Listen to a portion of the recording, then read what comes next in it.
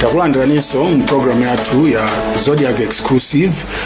Dzina langa ndine Gabriel Kamlomo. Lero tikucheza ndi mmodzi mwa adindo mboma ameneyu anakhalapo magistrate mdziko lino, komanso anakhalapo mtetezi wa anthu, ombudsman.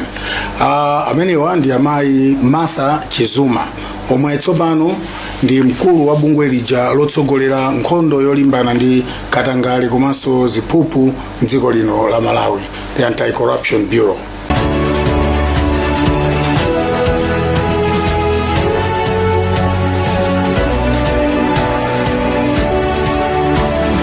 Takulandirani Director General. Pa 29 April 2021, President Lazarus Chakwera adakusankhani kukhala mkulu wa bungwe la ACB mdziko lino. Tsopano papita zaka ndithu zitatu kuna ndi mwezi umodzi. Ndi ziti zomwe mzaka zimenezi mukuona kuti mungaloze kuti zachitika pa ntchito yotsogolera kulimbana ndi mchitidwe wa katangale ndi ziphuphu mdziko lino la Malawi? Mdziko kwambiri ndizoona ndi kuti nasankhidwa pa 29 April, koma kuyamba ntchito kwenikweni ndinayamba pa 1 June 2021. Tanthauza kuti pamene tizifika pa 31 May 2024 ndikonda kwanisa zaka zitatu kuti ngoti 36 months yomwe ili ndithu temu yonse ya contract yanga. Kwamba I think ndithokoze kwa president pondisankha kuti pondidalira kuti ndikhale nzimayi woyamba kukhala Director General wa Anti-Corruption Bureau Malawi muno, komanso kukhala Director General wa number 9 mdziko muno. Nduti ndikayang'ana ngasira pitano kumapeto kwa contract babanga reflective kuna kuti pali zambiri ndithu zomwe zachitika. Mwina choyamba ndinene kuti ngasira anthu amati akati ntchito yothetsa katangale anthu amaona makesi amangidwa ndi ndani amene ayimbidwa amene ndo ndangati. Tikaona manambala amati numbers don't lie. Ma statistics athu akuonetsa kuti mene timafika timayamba ineyo temu yanga nga 2021 mwina timatha kumalizitsa ma investigation 119 120 kuchepera apa, koma kuona mzaka zitatu zimene zapitazi manambala achakula kwambiri, kumafanga in double, more than double. Chifukwa ngati mu 2022 2023 ma investigation athu anapita 256 omaliza amene ma completed investigations. Pamene tumaliza chaka cha 2023 kufika 2024 tikuona kuti manamba achafika 232, koma tikaona kuti kuchokera ku 119 pano tukamba za 232, tanthauza kuti manamba achakwera, makesi acha achuluka ndithu amene takhala tupanga investigate ndipo ndikumaliza. Sindikunena ku investigation imwe ili nkati, koma kuyamba kesi ndikumaliza wanga investigate. Tikaonanso milandu ya ku court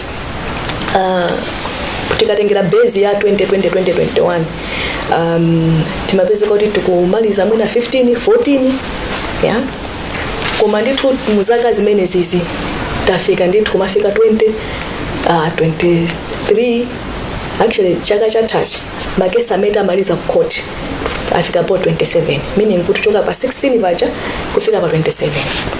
So tikatenga kuti kunkhani ya law enforcement pachitika ndithu significant increase, improvement in the number of cases that we have finished investigations and number of cases ameta maliza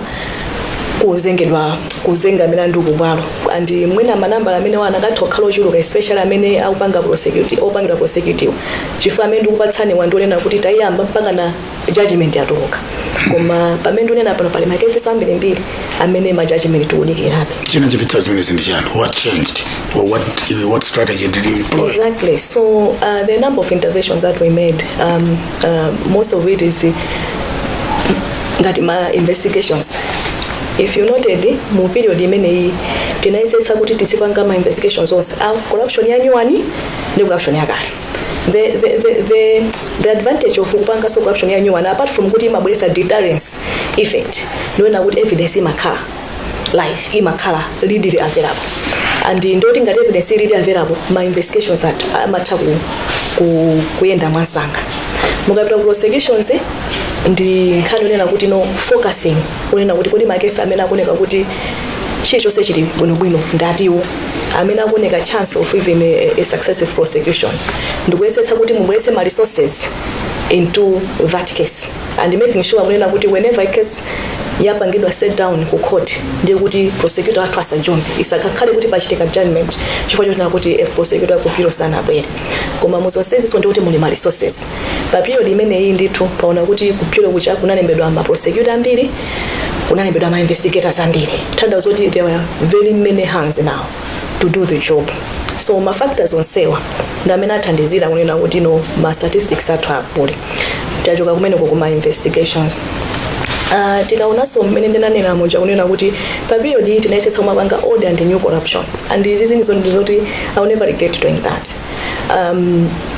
With the new corruption you are dealing with people that probably most of them could be in power of some sort politically or holding senior government positions. Chomwe chathandiza zimezi imenda nena moja kuti deterrent effect komanso kwambiri tayesetsa kunena kuti tipange depoliticize and corruption fight kuti biro ijasamangugwirizidwa ntchito ngati etu yoti izikhala ngati kuma perception ya anthu ikungothana ndi anthu agulu iri chifukwa corruption amapanga affect aliyense chidwa katanga lumapanga affect malawali aliyense regardless kuti wavala malaya achipani chanji. So depoliticizing anti-corruption fight ndi zinthu chomwe chachikuluso chomwe chachitika mu period iyi. Tikapita kuzina I still want you to explain that depoliticizing the anti-corruption bureau ndi chani specifically zimene mwachita kuti anthu asiye kukhandi perception ya ntumene kapena achipetse ineyo ndinalembedwa ngati anti-corruption DG ACPDG ndi chipani cholamula chapano. The expectation or the perception that has been there is kuti ngati wewe unalembedwa ndi boma ile ndiye kuti makesi amene muzipanga focus on azikhala makesi akalekale. In this case muna tikozonera kuti mwina DPP kaya UDF kaya chani. Okay, so the fact kuti sitinango panga focus on that one komanso tinapanga focus on makesi ma corruption amene akuchitika panopo ndiye kuti under boma ilili zikutanthauza kuti ACB inaonetsa independence yake. Okay, and in so doing making anti-corruption fight less politicized so that panopo ndikhoza kunena kuti akatuzeni ma statistics anthu amene muona kuti anthu makesi akali awa makesi atsopano ndi awo akuzokhala kuti maybe manambala ndofanana akuzokhala kuti mwina akungosiyana pang'ono koma we can demonstrate in a more concrete way kunena kuti timapanga makesi ali onse kufuna kuonetsa kuti ife ndi bungwe loyima paloka. China chomwe ndinganene ndi asset recovery. Izi ndi zinthu zomwe malamulo zinalipo ndi pakale ndithu komano mwina chifukwa cha focus nanga anthu timangonena kuti anthu tuamange komano kuona amene mwaona makesi amene achulachi ndikudziwa kuti anthu mwina pano paonera kuti basi mungangopanga makesi chifukwa mzaka zitatuzi makesi amene ndinganena kuti amaliza ku court kuyamba ndi kumaliza 58. Okay, munthu akuzonera kuti basi makesi 58 oka koma that's the nature of prosecution ndiyo vuta. Sima dalila ACB yoka ikudalira ku court kwa judge apezeke ikudalira ma defense lawyers apezeke ikudalira zinthu zambirimbiri kuti zichitike kuti kesi ichekate. So zimene zimatopanga frustrate anthu kuti makesi ajama chedwa and people see kuti justice is not done. Now there's a new dimension to anti-corruption which is asset recovery.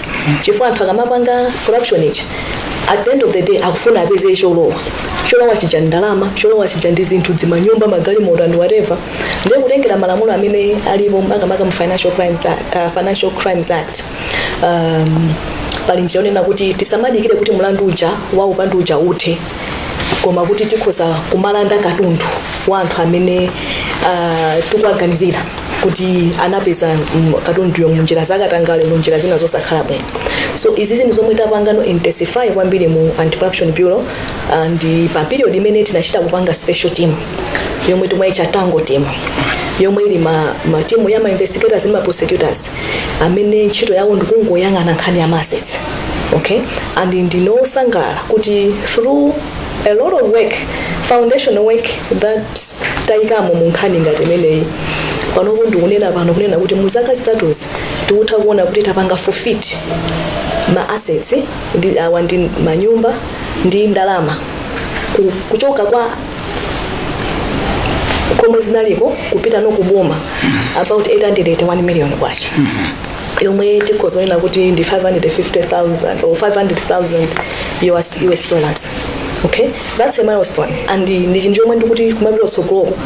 I think the future is so exciting. Chifukwa taikano foundation and panopo tili ndi assets ambirimbiri amene ali pa preservation omwe ku court tinawauza kunena kuti ifeme tikuonera katundu uyu sanapezeke mu njira ya chilungamo ndi ambiri ndithu onena kuti akhotha akatimva tikapereka argument abwino makatundu amene achasapangidwa forfeit kupita kuboma. So asset recovery is a big milestone yomwe ndikuona kuti mzaka zitatu tapanga.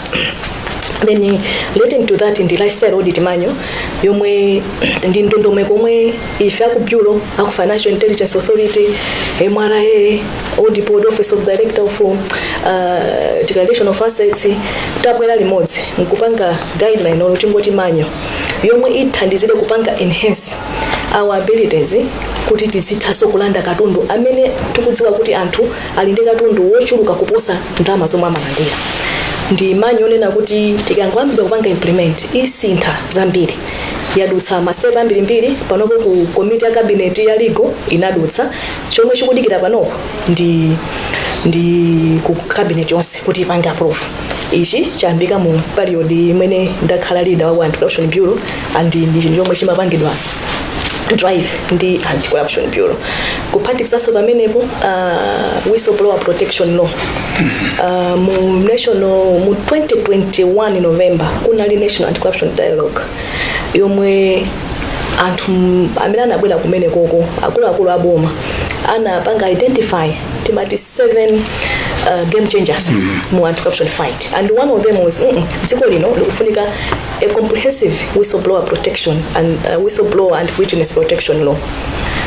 Ndinokondwa kunena kuti ifabio tinachilandira ndipo poti boma linalibe ndalama loti lingapangire zimeza ndizikone kuti zimafunika agently tinalemba proposal ku my organization ndithu angapo oyamba inali Chandra Foundation yomwe inatipatsa ndalama yoyambira ena ku GIZ yomwe inatipatsa ndalama zomweso zathandizira kuti process ipite patsogolo.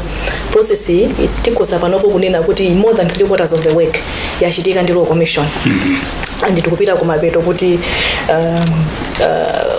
amalizike. Meaning kuti danda lomwe anthu analipanga amalika lija lona kuti anthu amaopa kunachitika so survey actually kuti 80% ya Malawi amaopa kukanena nkhani zakatangale chifukwa amaopa retaliation. Ndi lamulo limene lili tipezeka kuti akulandira chitetezo. China ndi anti-corruption source book for primary school learners.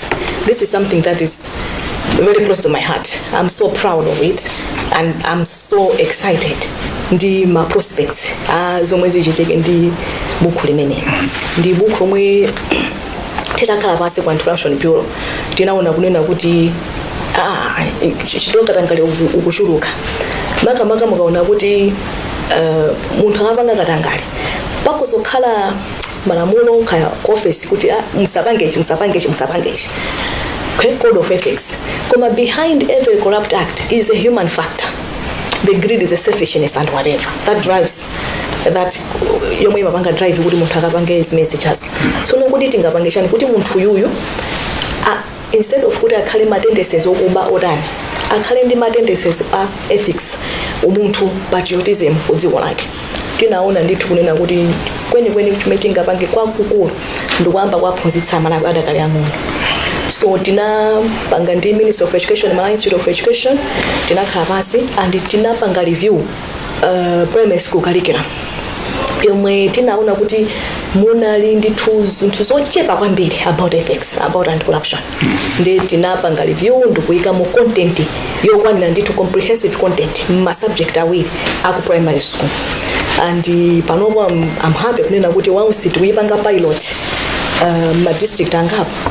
And also in process, one of the source books that will be incorporated more primary school curriculum. I find that one quite interesting, yes. Especially in a country that doubts to be Zikolo Mulungu. And the issues you talk about,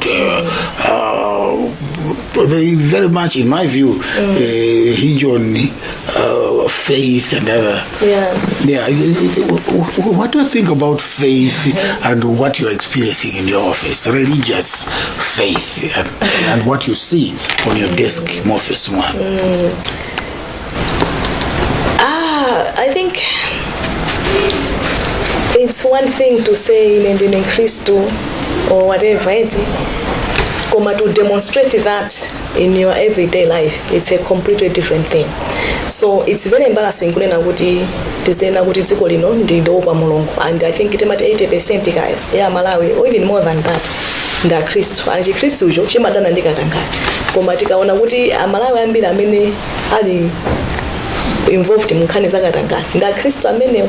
So I think with everything chomwe ndaona singakhale zovuta kuti ndikhale otsimikizika kuti we are a Christian nation. Because my issues mature, integrity, they're very stressed on in Christian teaching, in Islam teaching. Islam, yes. Yeah. So, what different outcome would you expect pushing the same through the education system? Oh, okay. That's what I'm looking at. All right. So I think now I get your point. Right.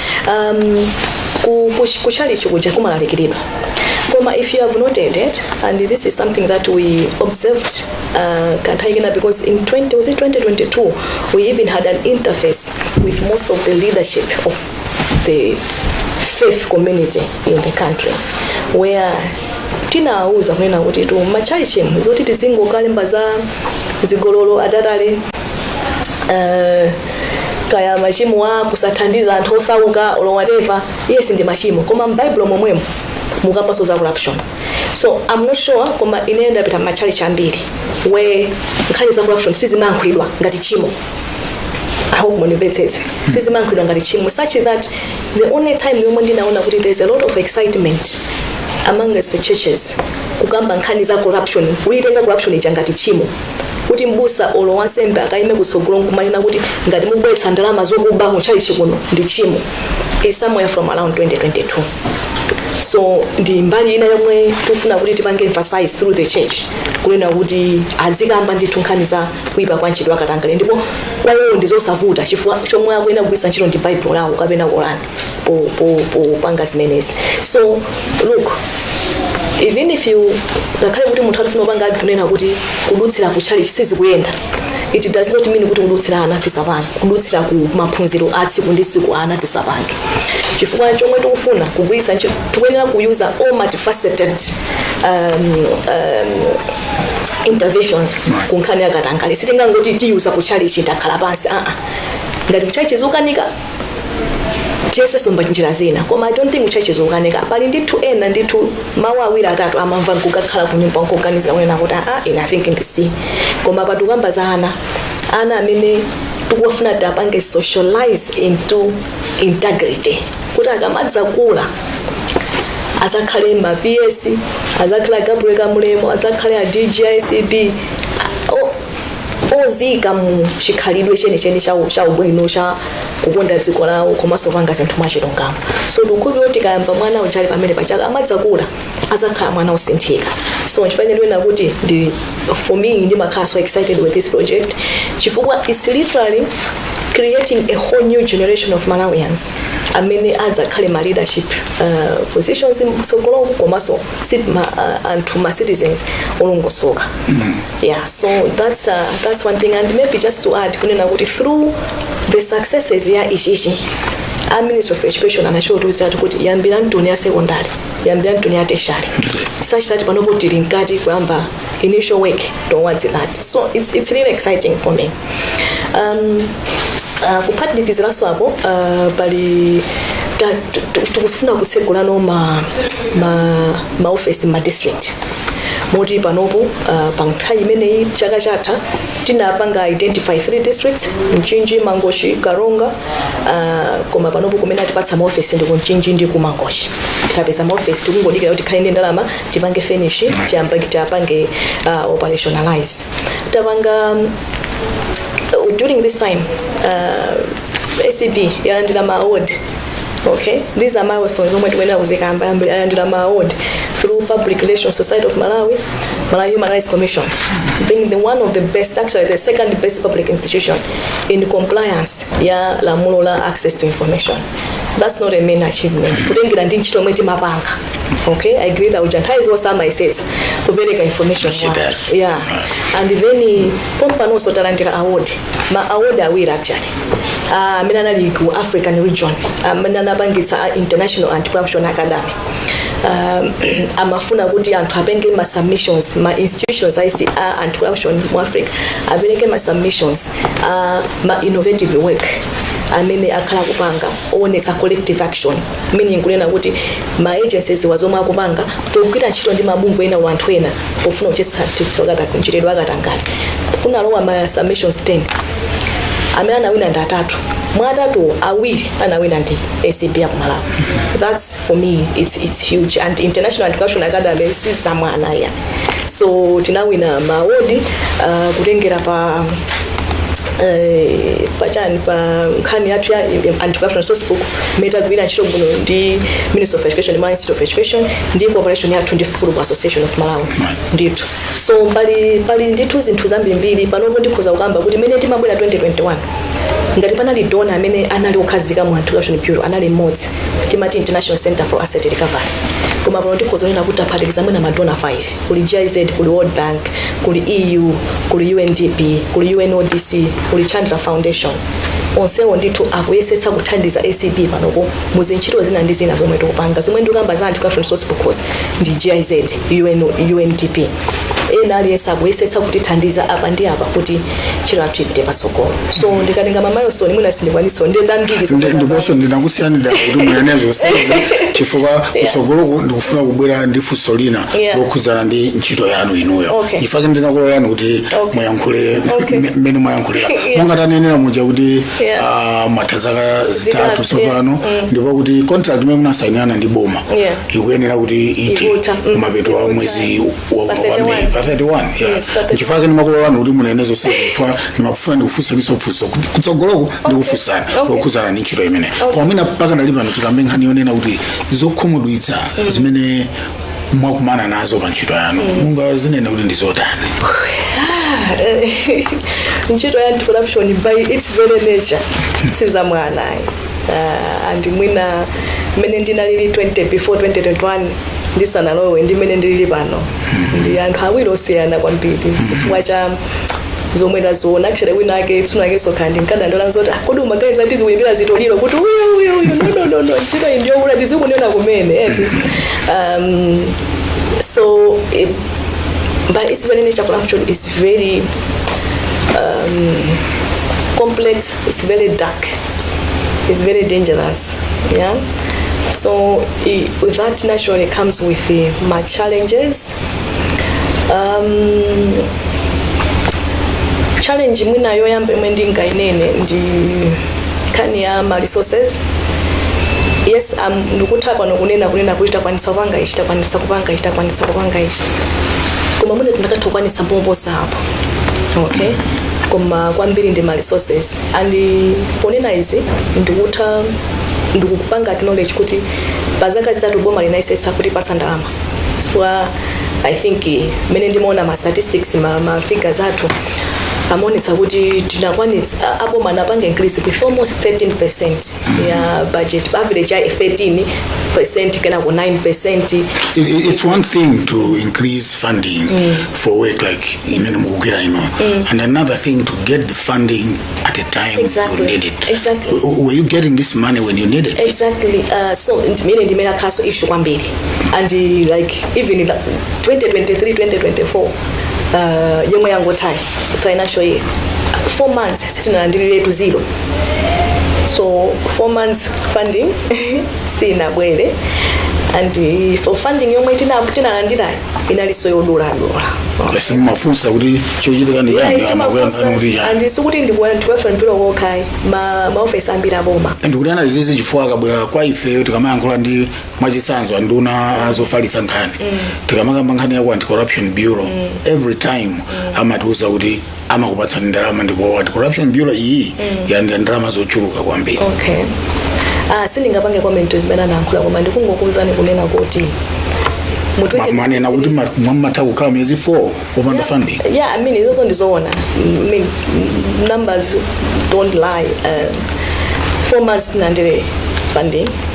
Muchaka chapita chandizapanga affect kwambiri saname zati panga affect ma operations kwathu kwambiri panopo tili ndi ngongole ndi tuzochuluka ku rentals ma services ambiri ndunena izi chifukwa chonena kuti it's true koma mozindikiraso unena kuti sife tokhamira pangasapo ngongoleza ndizochuluka bwanji.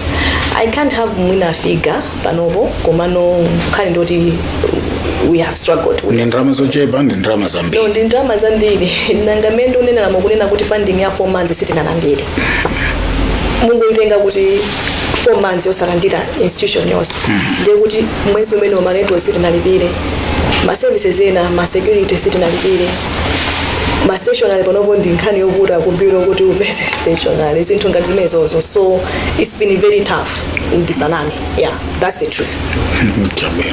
Mukanakhala soni mwayo kuti mupitirize ntchito imene mukugwirayi ndiziti zimene mukuganiza kuti mukanatha kuzichita mosiyana mukati munakhala ndi mwayi muthandiza ndikunena kuti contract yanu ikupita kumapeto tsopano ndipo pali ma option awiri onena kuti mukhoza kupitiriza kapena kusapitiriza.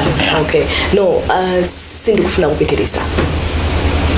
Yeah, sinapange apply for renewal.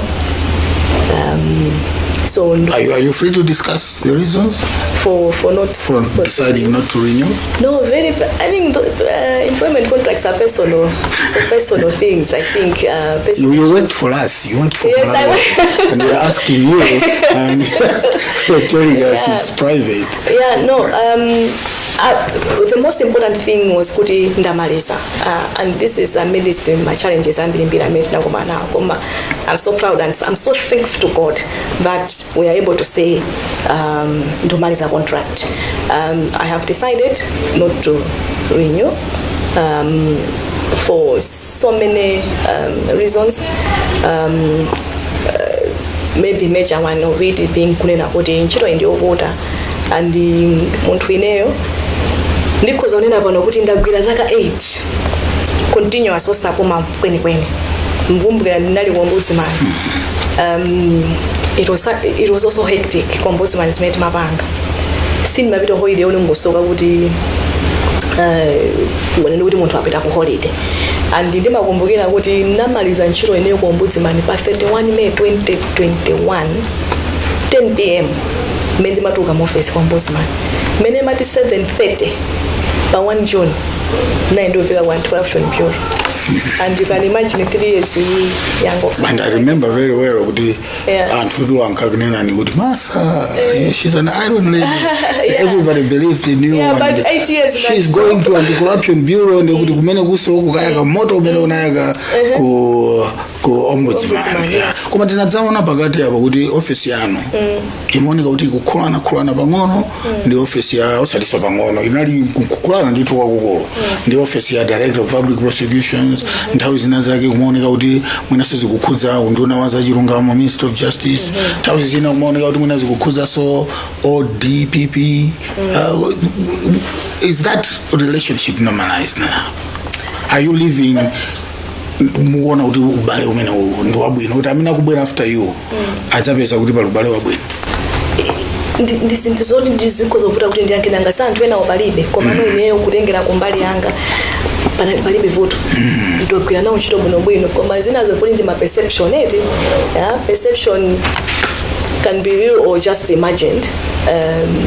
Koma chomwe ndikunena njoyena kuti kuchokera kumbali yanga ngati director general wa anti-corruption bureau sizingalephereke kunena kuti pogwira ntchito anthu mumakulana koma kunena kuti mpaka na chibale kachi relationship inasokonekera kuti simunga ayi ndikunena tu zimene zichifukwa zinali mu public domain. Okay. The president himself, the person who appointed you, talked about it in public. He did. Okay. He did. Yeah. And other government officials talked about this. The Minister of Justice spoke about this in public. Koma the way mene mukundi uyankhira pano paoneka kuti mwina asinali tu mvuto kweli koma mene zimatulukira kwa anthu amene wazimaoneka kuti ndizamphamvu ndithu. Yeah. Mpaka na mabishop a Catholic analembapo kalata ina kambapo nkhani imene.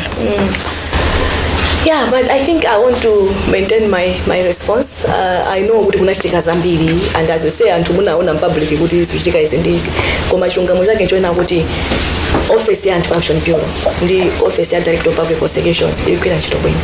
Nichabwino. Ndikufusa mfuso ili ndinamba ndakufusa nipo before. Okay. Koma ndikufusa niso lero. Office ya yanu yolimbana ndi katangale ndi ziphuphu mdziko lino imagwira ntchito yake mwaufulu.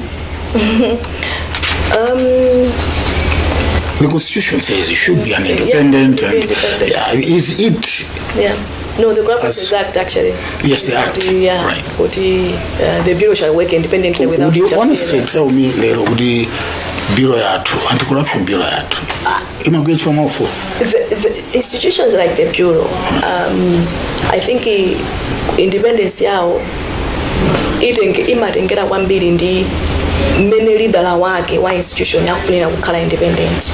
So the independence is really dependent on how much independence the leadership wants to be from other interferences. So chomwe ndifuna nchona kuti iweyo ngati leader ngati ufuna kukhala independent ukhoza kukhala independent. Of course that alone zimabweretsabe ma challenges komano ukakhala munthu onena kuti umakhulupirira in institutional integrity. The paramount of institutional integrity ndithu ndi chomwe ukhoza kuyima nje ndikukhazikika kwena kuti yayi tifuna tisese tikhala independent. So I think to answer your question, it's not easy for my institutions ngati kukhala completely independent. Koma ukhoza kuyesetsa iweyo ngati leader kuyipanga institution yanu yokuti ikhala independent. Were you satisfied with the level of independence imene mumakwanitsa? I believe kunena kuti mu period imene ya 3 years ndayisetsa kuti tikhala independent. Mumakumana ndi ma incident oti anthu ufuna kupanga interfere ni ntchito and politically or otherwise. Yeah, would you want to discuss some of these instances? It's already, it's all over. It's even in the public domain where mwinatamanga muntu wachipani ichi wa DPP ndekuti osa ku DPP auna kuti iwe ndiwe wa MCP olo watu wose alliance olo wachipani chawo mukamanga muntu wa MCP uyu wako opposition mwaona. So we get tossed around amongst the political parties depending on kuti tamanga ndani ola amene tikupanga investigated ndani. That on its own is very going to interference koma zimene unena zoona kuti iwe ngati ukudziwa chimwe kupanga umayima nje unena kuti inetu ndikungopanga izi nkhani yanga ndiyo titsakatangale osati nkhani za ndali zanozi. So it's unfortunately it's not peculiar to Malawi. Politics, I believe, will always interfere in anti-corruption fight.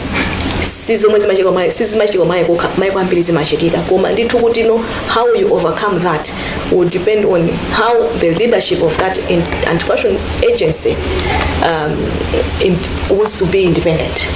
Yeah. You've on occasions more than once in public also talked about corruption fighting back. And, you've used that word a lot.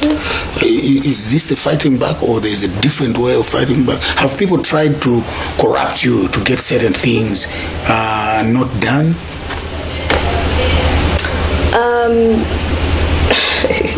It's yes or no? But someone trying to bribe me or to get some things not done. Right.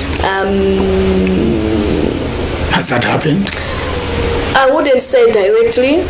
Maybe I've heard this and that, but not because I mean, who would dare to do that? I mean, so when I'm at a indirect you just dismiss them.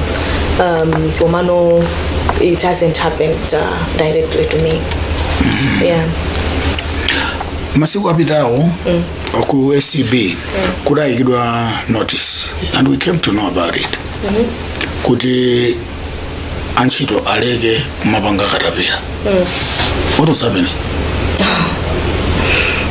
And why was that happening? Yeah, the issue ndinaimva especially in the last few months pasindi madziwa kuti khangati pamodzi pano pali vuto and kwambiri yamba kutulukira chifukwa cha vuto la ndalama mupiro chifukwa ma financial maintenance funding yakhala yochepa kwambiri.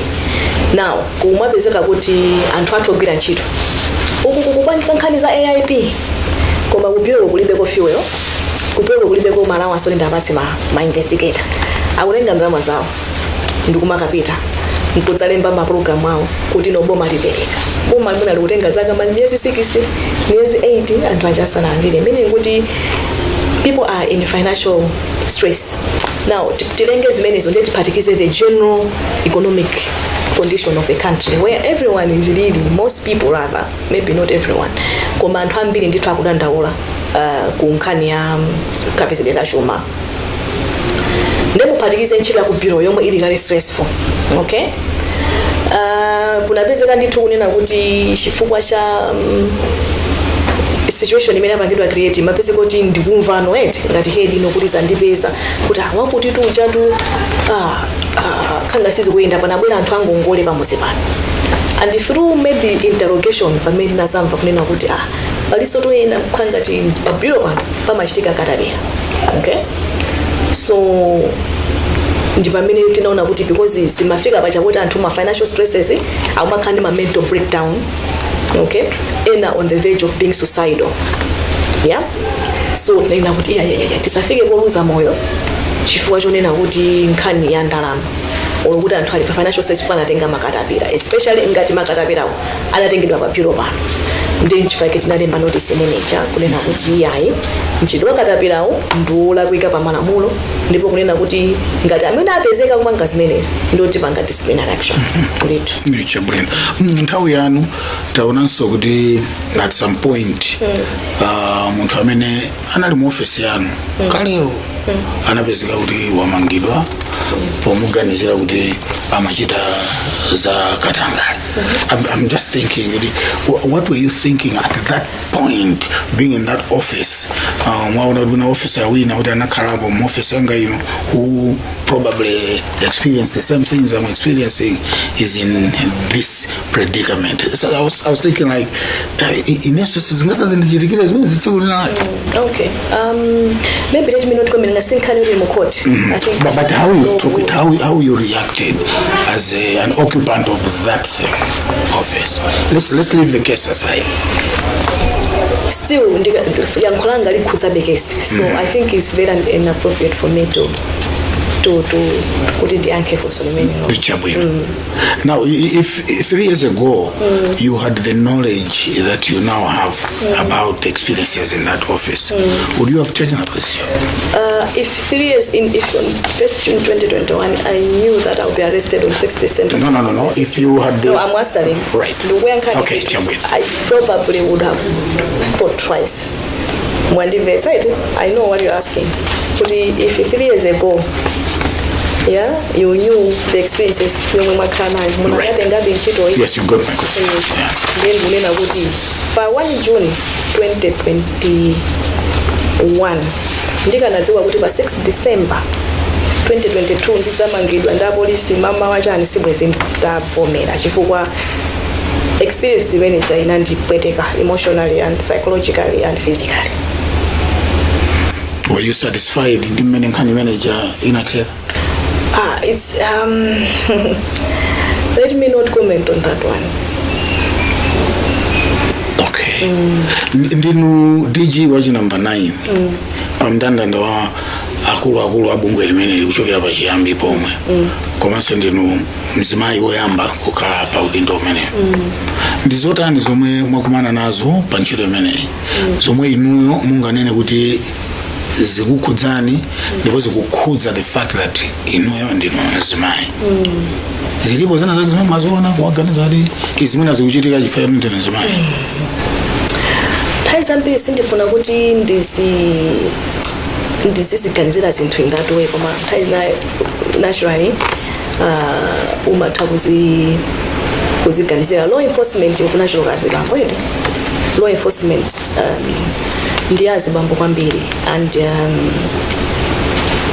ndikukhulupirira kunena kuti pamene mzimayi wayima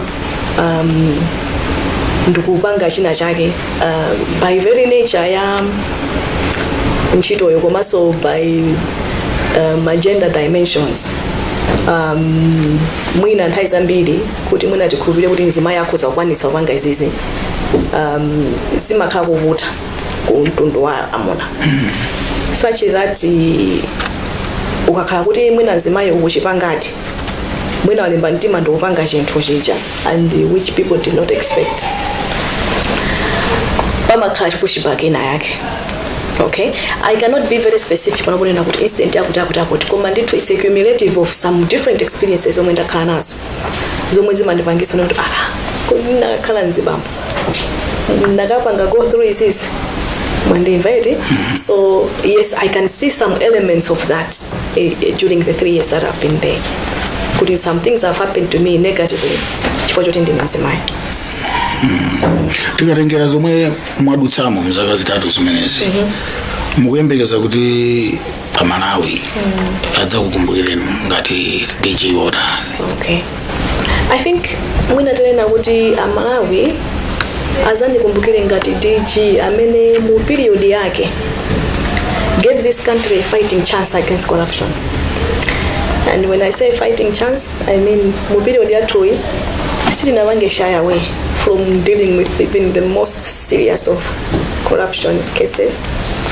I mean, Malawi anaona we pushed and we tried to the best of our ability to kuyembekeza ndithu kuti tiona ma results yake kuti zimatenga nthawi koma we tried to validate rule of law.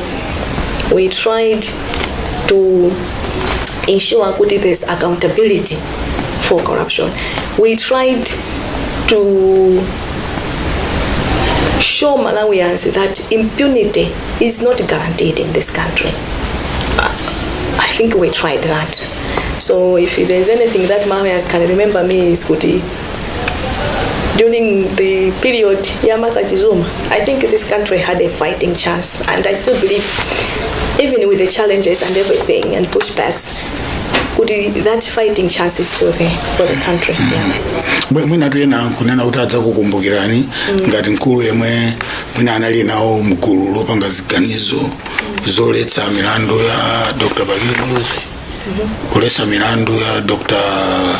Saulos Chilima, milandu ya Khuza Katangale ya China Paramount, mwina kutiso munangoyang'anira abwana anu achawera atatulutsa kundende nduna yakale ine Musa omwe adamangidwa panganizo Khuza Katangale, mwina kuti munango asiya kundende anthu ovutika akafansiya njokhawo. Ine ntchito yathu ya Anti-Corruption Bureau timatengera malamulo pangani investigate pangani prosecute. Ntchito yothetsa milandu sife, ntchito yopanga pardon sife. So sindingayankhire pamene tinapanga ntchito yathu ngati Anti-Corruption Bureau, mwina maofesi ena onse anapanga ntchito yawo mina naonera, so sindingayankhire zomwe anapanga. Panali attempt yofuna kumvetsetsa ku court kuti pardon ya ine Musa inaenda bwanji. Ndikuti mene munamvera ndimene so tinamvera. Okay. Office yanu mukutanthauza kuti sidagwirizane nawo panalibe pa zokambirana ngati zinalipo ndi a DPP zokhudza kuthetsa mlandu wa Dr. Saulos Chilima. Sinakhudzidwa mjira ina iliyonse. I think kuyankha kwanga nkulena kuti mudati muliyang'anira muno limene section 99 DPP ndithu wa constitution yetu DPP ali ndi mphamvu ya milandu yonse ya upandu yomwe kuchitika mdziko muno, ndipo constitution imene imapatsa mphamvu yopanga discontinue kesi ina iliyonse osatengera kuti ili agency yakuti ulokuchani. So I'm a layman. Ndi kufunsa chifukwa sikale pomwe timakambirana so dziko lino nkhani yonena kuti iyayi office ya Director General wa Anti-Corruption Bureau isamaumirizike kukatenga consent kuti lipanga prosecute. Ndipano tikuona kuti pali mphamvu zina zimene zili kutsidya linali zimene somwena ino lomutapita kupanga prosecute zikhoza kubwera ndi kuthetsa mlandu. Ndiye ndikufuna kudziwa kuti kodi ngati lawyer komanso Director General wa Anti-Corruption Bureau simukuona kuti zinthu ziwiri zimenezi zingathe kukhudza negatively nkhondo yolimbana ndi katangale mdziko la Malawi. Ayi ndithu sindiyankha koma mwina ndingokonza pamene popo kunena kuti nkhani ya consent ndiyosiyana ndi nkhani ya discontinuous. Consent ija inali pa Anti-Corrupt Practices Act kwena kuti tikapanga investigate muja tikabwera ndi report yathu tikakhalede ukamanga kaimba mlandu munthu uja adivivi atipatseka i consent ndiyo mwina achotsedwa chaka cha 2022. That was what was removed from the law.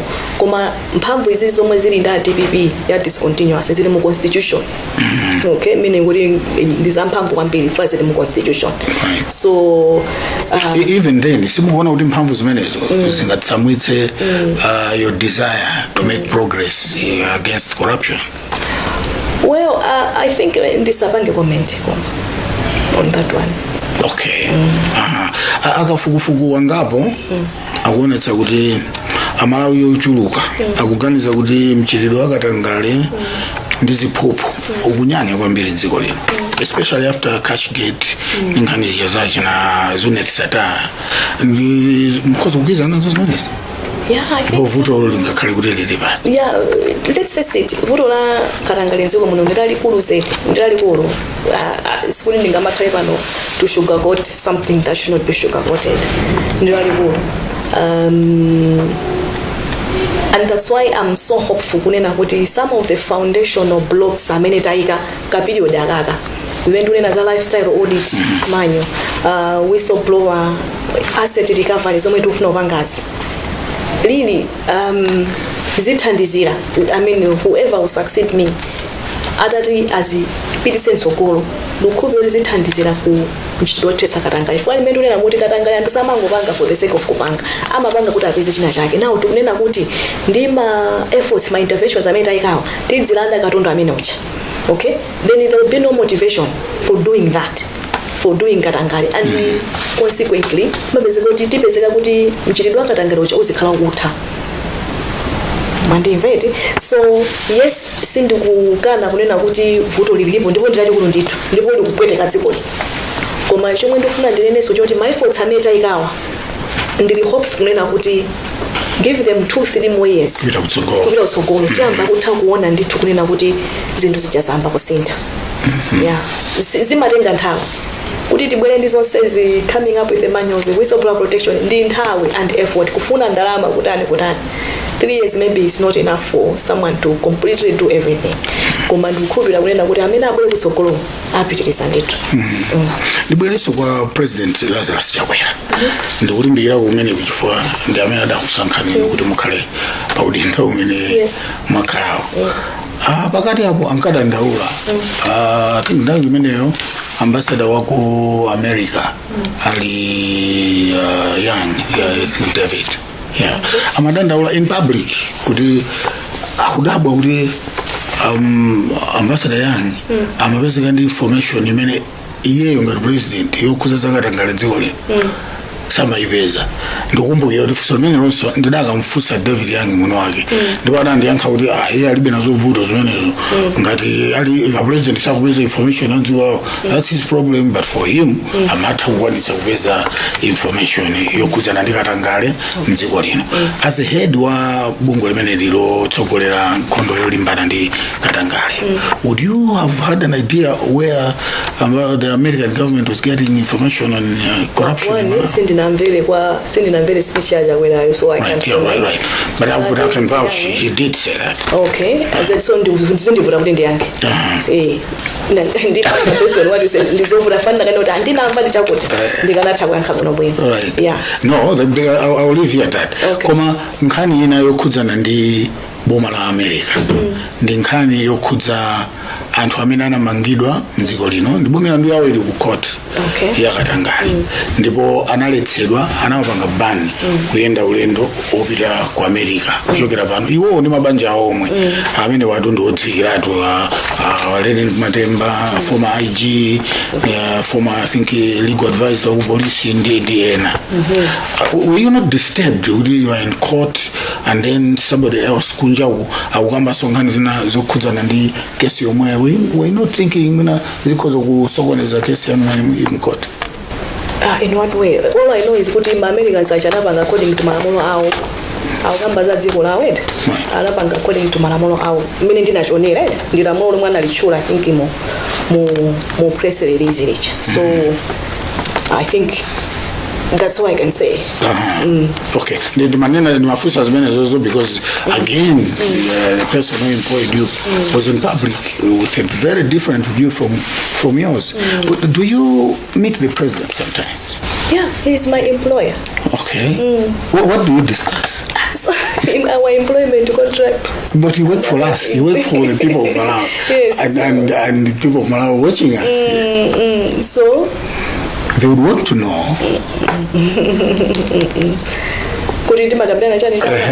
As issues like this not discussed? About like... Well, for example, before the president made that public statement, probably you have gotten a tip from you, Mr. President, maybe. So, ndipanga acknowledge mwina sinimvera kwambiri radio, sindipa mwina ndinangowerenga. So, chima ndikuta ndipange comment chimchoti sindinachimve ndekha, kuti ndachiwerenga ndekha. Zimezo zimandivuta kwambiri. So sindinamvera president ayankhula and it's very difficult for me kuti ndipange comment. Koma also actually ndi maganizo awo ali ndi ufulu ngati president wayankhula maganizo awo aliyesa kuzokhala ndi maganizo ake pa nkhani imene nzodziwikiratu kuti nkhani za Katangale zikuchitika una zimene zikuchitika mdziko lathu lino zikuchitika paliponse ku executive ku office kwa president ku parliament ngakhale so ku judiciary kumene namva kwa chief justice ndainayo okakunena kuti zinthu zina zitu kusonyeza kuti nawonso is not comfortable ndi zinthu mmene zikuyendera muli ndi nkhawa ndi momwe zinthu zilili panopo. Yes, I think kwa Malawi aliyese olikonda dziko akwena kukhala ndi nkhawa ndimene nchitidwa Katangale okukhalira mdziko muno. It's a big concern. It should be a big concern for everyone.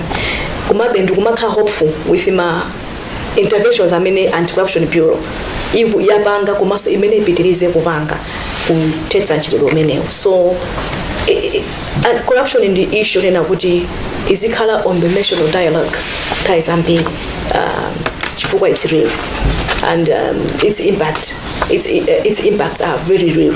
Anthu akufa chifukwa cha Katangale, anthu akuzunzika chifukwa cha Katangale, dziko likusauka chifukwa cha Katangale. So kwa munthu aliyese ndithu amene amalikonda dziko akwena kukhala concerned ndi nkhani ya Katangale. I know what you said nkhani munakamba yokhudzana ndi kumangidwa kwanu pa 6 December. Koma ndimafuna ndifunse kuti after leakage manager, has your level of trust with people gone down, have been affected in any way? I mean, I think I'm going to say that my family and I know go bureau mu 1st 2021 my family akutuluka pa 31st May. And one of the issues could be issues of trust. I think I've lost a lot of my innocence. Yeah. What did you learn? About what? Incident manager. If you isolate that incident, you are giving too much credit for nothing. Truth be told. Okay. There are bigger, darker things that are there in anti-corruption. So I would not even want which you wouldn't share to glorify that incident. Because there are so many things that have been said and so, which I have not even commented about that issue. But there are bigger things.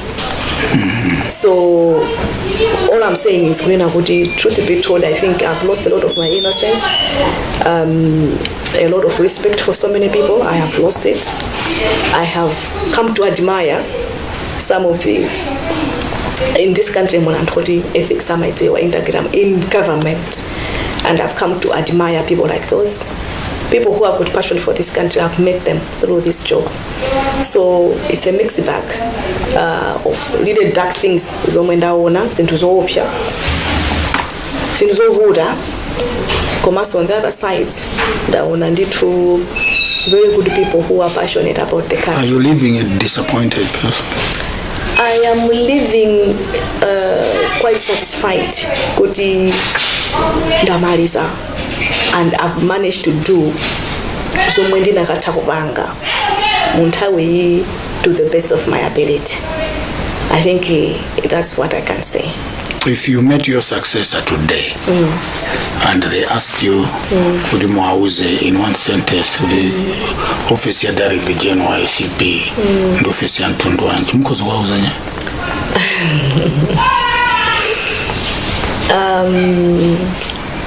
It's a very delicate office, but if you were to succeed, make sure that you maintain your core, maintain your integrity, and be loyal to your country. That's what probably I'll be able to say. And most especially, when I say stand your core, is don't get involved much in the politics. Because, politicians come and go. Yeah, they come, they go, they come and go. But your disloyalty to God and your country will remain with you. So you have to be someone that when all is said and done, you still be able to say, I stood on what is right. I stood for my country. And not that I stood for politicians. Right. We're talking about politicians. Ifeyo amene tina wasanka kukhala maudindo amene aliliaja. Tiudziwa kuti mina nkalowa adatiuza kuti akadzafika mbava zonse zikakhala zili kundende. Ndipo anthu amene anabate nkhuku ndi zina zotero amene wadzawalola kuti atuluke.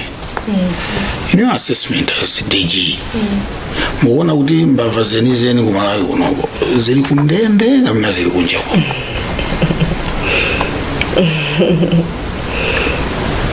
Maybe you leave that to Malawi as muzabange radio talk show mwina Malawi adza I believe kuti konse alipo ndithu mbava zina zili mundende tukamba tunkani akatangali aziphuphu chifukwa tikawerengera mayina anthu odziwika andale ajatimati big fish sindikudziwa ngati mungandilozere kuti ayi kanali kundende wakuti ndiwakuti kuti adakali kundende koma kundende kwana apita ndithu. So muna ndikoza kungoyankha on the part of as anti-corruption bureau, as DG of anti-corruption bureau, chifukwa ife ngichula tu ndiomanga ndiotumiza anthu kundendeko ife nchitatu tinapanga ngatana maliza kuseva one and go ngatana tuka munjira zina ife pepo tilipepo mphamvu ndio kuti mwena ndi office ena amene anapanga. You assumed office bandai mene there was a hanging matter. Nkani ukudzana ndi kupedwa kwa Isa Njaunju. Zaka zitatu or so zapita izo. Anything substantial shimejina bizika bankani mene. Bandai mene ino munalipo did you make a follow up kuti mudziwe kuti officer wanga uyo. Chinachitika ni chandi bonkani yake iri bad. Yeah, I think linkani yomwe makudzabe anthu ambiri mu bureau koma no ndi amada. Mada amabanga nda police. Did you take interest to follow? Yeah, of course. Yes, tumweti madziwa choti kupanga be investigate. So that's what I know. Kuti is still under investigation. I don't think vachiteka ma arrest. So it means kuti dakali under investigations. So you came, my investigations are in Kati. You are leaving, my investigations are in Kati. Okay. Ofunika kwa officers made when the police. No, I thought you'd take interest for another officer one.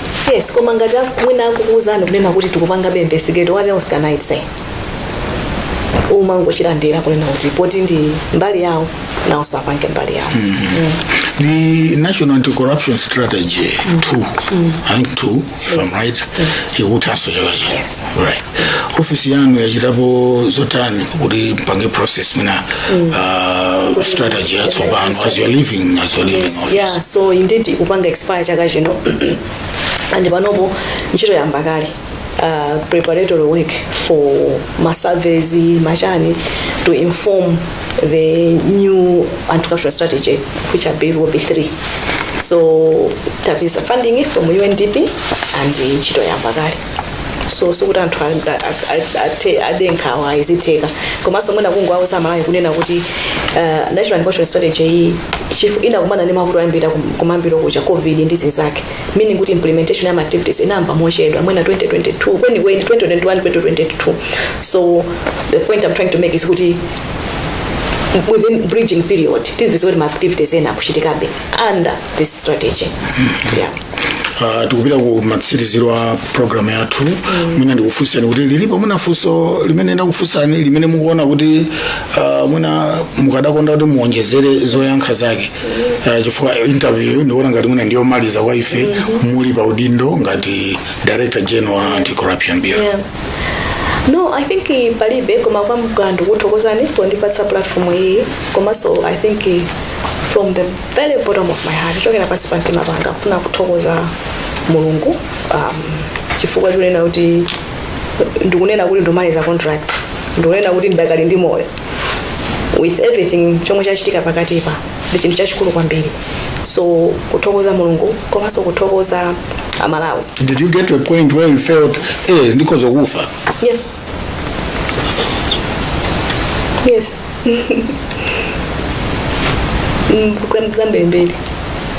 Within this period, so I can even be emotional about it when I reflect on the kind of things that I've gone through. So when I say kuti ndikuchitanga chino chanitengwa patali kunena kuti panopo ndili moyo sindiona amayi izi ndizoona.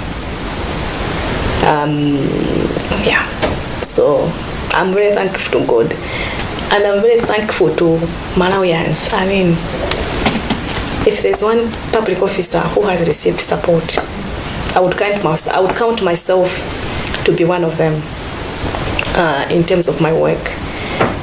I know so many Malawians who have been praying for me. From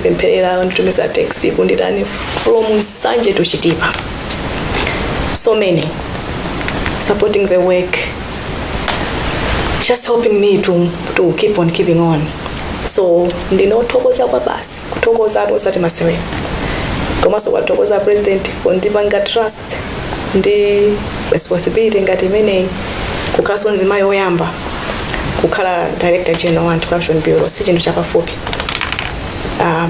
and it's something that kept me going because I did not want my future mothers mwina kali kuchitipa mwina kali kunchisi pano katsamve kuti AI kunali first female Director General koma she gave up.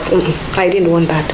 I wanted the story to end well, and so I'm so grateful that I'm really here to be able to inspire that young girl, wherever she is.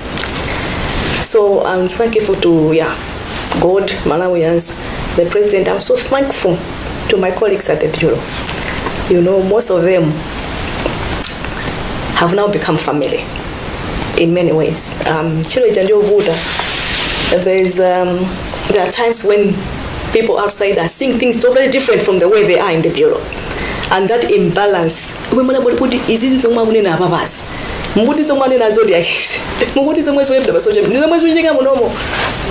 find what is completely different, and in that moment, the comfort, because usually it's negative things that are there being said about the bureau. In that moment, the only comfort you get is your colleagues within the bureau. So most of the people that I've worked with have now become families, friends and colleagues, and now they have almost become family, and I'm so grateful. And I sit here just in awe of the dedication that I've found in the bureau, the passion to do this very difficult job within officers in the bureau, the integrity that I've seen in some of them. It's just out of this world.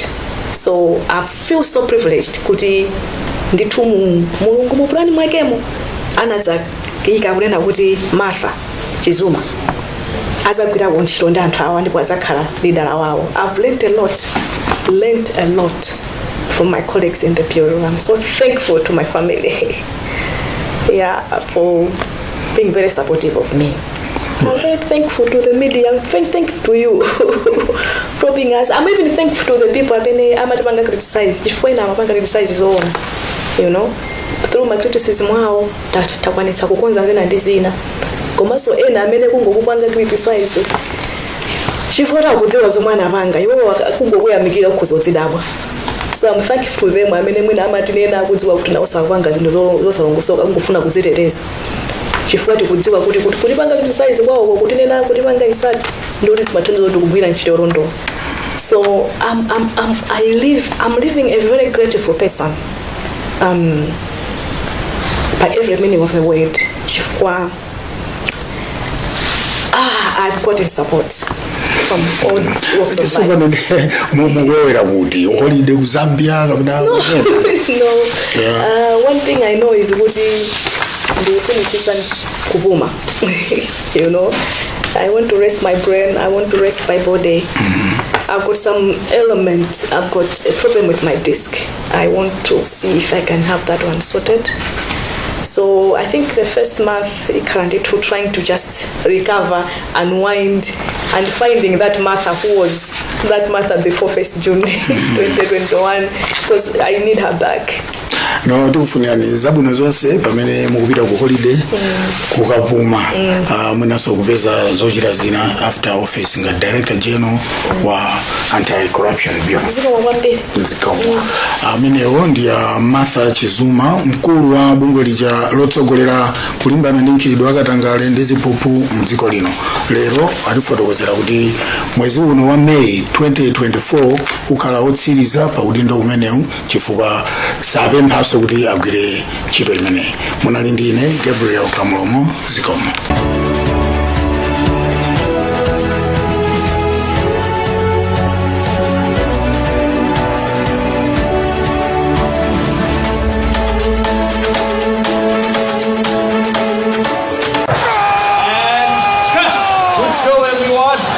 I can't believe the season's nearly over. It sucks. I mean,